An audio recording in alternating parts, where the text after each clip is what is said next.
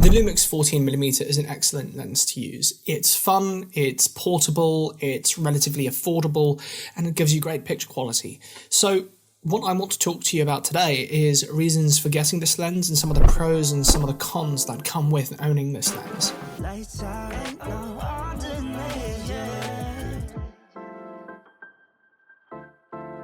Before I continue with this video, I want to ask you to subscribe to my channel. It'll help tell the algorithm to share my video with more like-minded people like yourselves, and it'll also help encourage me to make more content just like this for you on a more regular basis. Right now, I have a goal, which is to get to 1,000 subscribers, and I'm on 87 last time I checked, which is really, really exciting because I remember only being on like 13, and now I'm on 87, and that's really exciting. So to all those who've already subscribed, thank you. And to those who I'm asking to subscribe, thank you. I really hope that you become a part of this family, and I'm really looking forward to sharing more content just like this with you on a more regular basis. I'm going to talk to you about size, price point, pros, cons, affordability, and what my experiences have been using this lens. The first thing that you're going to notice about this lens is its size. It's small, and I mean really small. More specifically though, it's really thin. Now, I don't know why Panasonic has made the lens this thin. I mean, I'm not complaining because I actually like the fact that it is a thin lens, but this is really thin. It's so thin that when you put it onto your camera, you'll notice it sits flush against the grip mount of your camera. And that can make it really difficult to use this lens when you're trying to use it in manual mode and you're trying to pull focus. Now, if you are a seasoned photographer or videographer, you may have additional equipment that you're going to use with this lens to help you pull focus. But if you are relatively new to photography or videography, you may not have equipment to help you. You may not have like a motor machine that helps you pull focus. So trying to pull focus in manual mode can be really, really difficult. And I think the art using this particular lens is going to be learning the intricacies of the finger movement. And that's because you really need to make sure that when you're turning the focal ring off this lens, you aren't clipping your fingers as you're doing so. And if your camera doesn't have image stabilization on it, then you're really going to notice that camera shake as you're trying to turn the focal ring.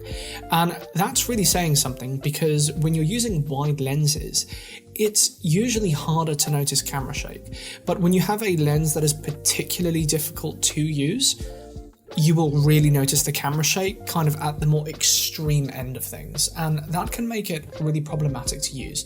Now, again, I'm not complaining, it's just an observation. It's still a really good lens. I still like using it. It's just harder than I would have liked. Something else that you're going to notice is the color of the lens. It's an all black lens and it has off-white writing written all over the lens. In particular, you'll see where it says LUMIX, which is at the top of the lens, and you will also see its thread size. Now, the thread size is of particular importance, and I'll tell you why in a moment. You will also see a nice silver ring around this lens, and I really, really like it. It looks really, really sleek, and it makes me feel confident when I'm doing photography and videography. Don't ask me why, but if it looks like it plays the part, it helps me feel confident as a photographer and as a videographer. And I don't know, I get a nice feeling when I'm using a good looking lens, you know, and this one is a good looking lens. It is slick, it's all black, the finish is wonderful, and that silver ring that goes around the middle of the lens, yeah, it looks really, really good. Also, on the back of it, it has a metal back, and that metal back makes me feel really comfortable about the lens that I'm using. I've mentioned this in another video. I have used lenses in the past that have plastic backs, and lenses that have plastic backs terrify me because I'm always scared that I'm going to dent it, or that, in particular if it's a heavy lens, the plastic back is going to snap off the lens. It gives it that additional weight that makes me feel like I am using a premium product. And that is of particular importance in this instance because this lens, even with the metal back on it, only weighs 55 grams. So I dare to think how much this would have weighed had they not used the metal back and had they used something plastic instead. It gives you a nice clear image, and the images are sharp. Now, are these going to be the sharpest images on the planet? No, they're not. Is that largely due to the fact that it is a budget lens? Yes, it is. But overall, I should be tempering my own expectations when I am buying a budget lens, and I think that that's what I did, and I think that that has helped me when it's come to using this lens for my photography and my videography. I have used this budget lens in commercial shoots. I've also used it for plenty of passion projects. So even though it is a budget lens, the performance is good enough that I can still use it for paying clients, and that is saying something. And I think that kind of just speaks for itself. When you look at the picture quality, what you see is that iconic Panasonic look. You get those pastelish-like colors, and you can temper them down, you can increase them, and you can make things look more vivid, and you still retain that key Panasonic look. You may like that, you may not, I don't know, but I know that I do. And again, it just makes me feel like I'm using a product that is fit for purpose. Everything about this lens so far, I've liked. The lens also comes with autofocus, and the autofocus works well. Again, is it the best? No, but is that important? Also, no. It's still a usable autofocus.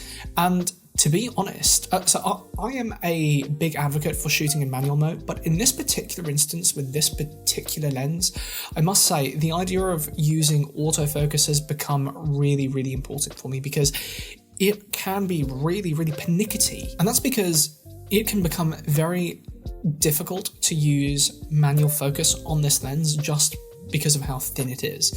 And so using autofocus has saved my butt, but don't rely on autofocus, use it sparingly, use it when it is appropriate. Now, this lens has a low aperture. It has a wide aperture of 2.5. Again, is that the widest aperture? No, it isn't. And does that matter? No, it doesn't. Ultimately, having a wide aperture is only important insofar as you can use the additional f-stops that having a low aperture gives you to sharpen your image, to get rid of the softness around the subject. So I have a 25mm, well, I thought I had a 25mm prime somewhere. So this is my 25mm prime, and it's a very good lens. It works really, really well. And this has an f-stop of 1.7, but when I use this at its widest aperture, the image is not sharp. The subject is often, even with lots and lots of light, very, very soft.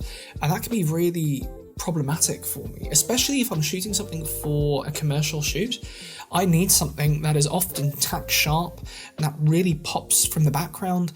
And so even though you get that additional blur, it does come at a cost, and that cost is going to be the sharpness, or rather the softness of your subject.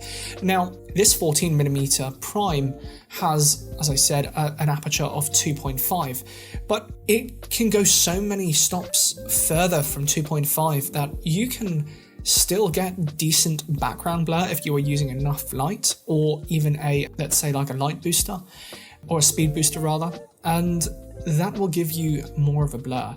If you enter more light into the lens, it can help you.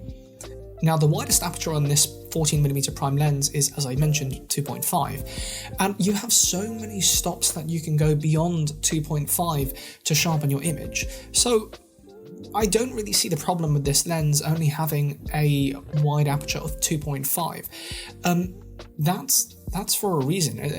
I suspect it's largely due to the fact that a aperture of 2.5 is good for this lens.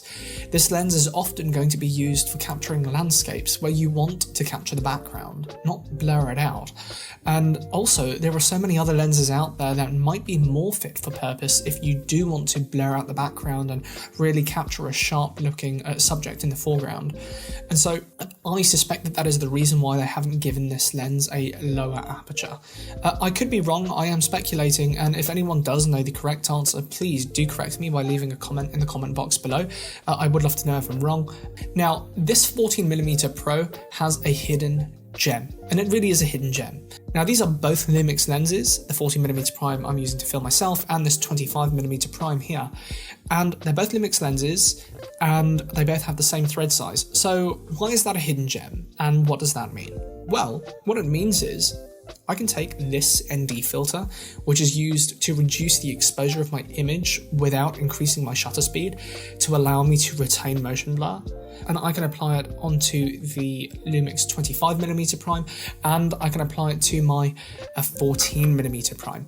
And that is really important when it comes to saving money. If I am looking at budget lenses, it's most likely because I don't have the money to play around with to buy a really expensive lens. Maybe you're a business and you're looking to save money, you're looking to buy something that's cost effective.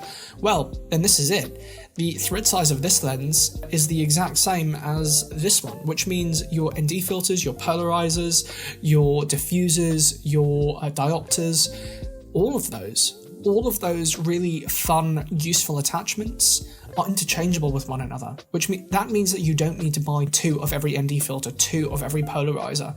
You only need to buy 1, and you can rely quite comfortably on the fact that it'll fit both lenses. And that for me is a hidden gem. That's something that I only realized when I thought to myself, let me try screwing this onto this one and see if it fits, because it looked roughly like it was the same circumference, but I was pleasantly surprised when this screwed onto my 14mm prime. Yeah, that was a nice moment. So well done, Panasonic. Now, there are cons to using this lens, and I've already mentioned some of them. For instance, the focus ring isn't great. There is a lot of friction when it comes to pulling focus using this lens, and that can be a nightmare when it comes to shooting in manual mode. Also, the lens doesn't have any inbuilt stabilization, and if your camera doesn't have any built-in stabilization either, that means that you are going to capture a lot of camera shake when you are trying to run and shoot, or when you're trying to perhaps take more complex shots, such as this one. So you need to be quite careful with how you use this lens and in what context you use it, but overall, it's made me a much more versatile videographer and photographer. For instance, I've now developed an interest in architectural photography. I've used it for food shoots, I've used it for clients of all sorts, I use it to capture landscapes, I use it for vlogging. It is a really useful lens to keep in my kit bag, and as I mentioned before, it weighs next to nothing. But let me go back, because we are talking about cons. So back on track, it does not have any inbuilt stabilization. And lastly, it can be difficult to use whilst it is on your camera. And again, if you don't have the experience, then it's not a problem. You'll develop the experience. In fact, I encourage all photographers and videographers to pick up a lens just like this one.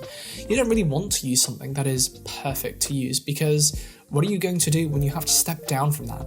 Let's say you're shooting something for a client. Did my camera just move? Let's say you're shooting something for a client, and then all of a sudden your camera fails and you have to use a different camera. Maybe you have to step down instead of stepping up.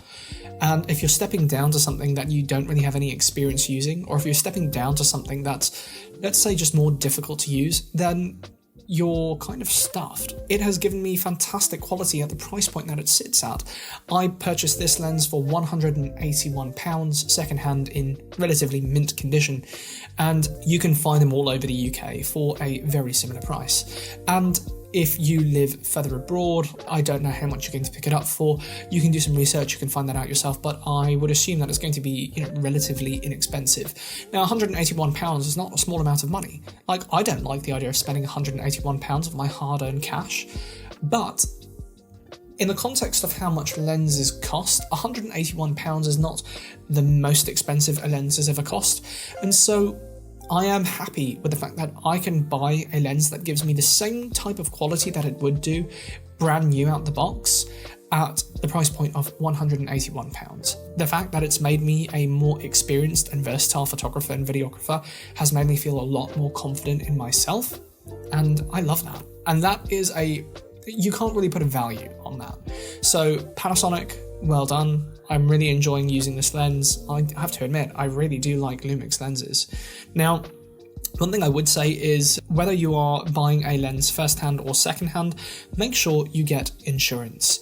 Do not think you can get away without using insurance, because I promise you, it'll be that one day where you think, well, maybe I'll just take that one risk, and then bam, you lose it. Maybe your kit bag falls in the river, maybe someone steals it, breaks into your car, maybe someone pushes you over accidentally and you fall over and you break something.